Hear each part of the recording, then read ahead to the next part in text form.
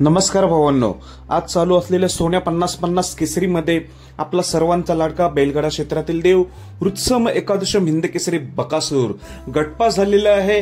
आज देखील नवीनच पायरा होता, पण चांगलाच हा पायरा होता, टॉपच आहे। कुठला पायरा मामा नेहमी धप्पा देतो, मी तुम्हाला नेहमी युट्यूबच्या माध्यमातून सांगतोय, जेव्हा नवीन चेहरा असतो तेव्हा पायरा कळणं खूप कठीण असतो। मोठी मैदान असतात, टॉप पायरा असतो तेव्हा पटकन कळतो, पण नवीन चेहरा असला की बरेच जणांना कळून येत नाही, डायरेक्ट दिसतो तो मैदानातच। तर आज पायरा होता विसापूरचा कार्तिक, चांगला वासरू आहे, चांगल्या रीतीने टॉपच मध्ये पळतोय, कारण कंटिन्यू गुलालातला हा वासरू आहे।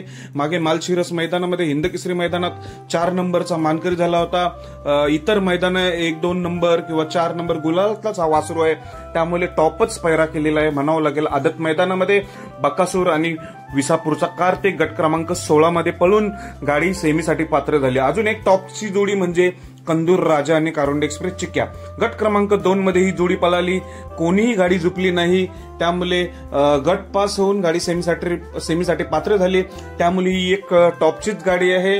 कंदूर राजा आणि कारुंडे एक्सप्रेस चिक्या आणि बकासूर आणि कार्तिक दोघांनाही सेमीसाठी शुभेच्छा। धन्यवाद भावांनो।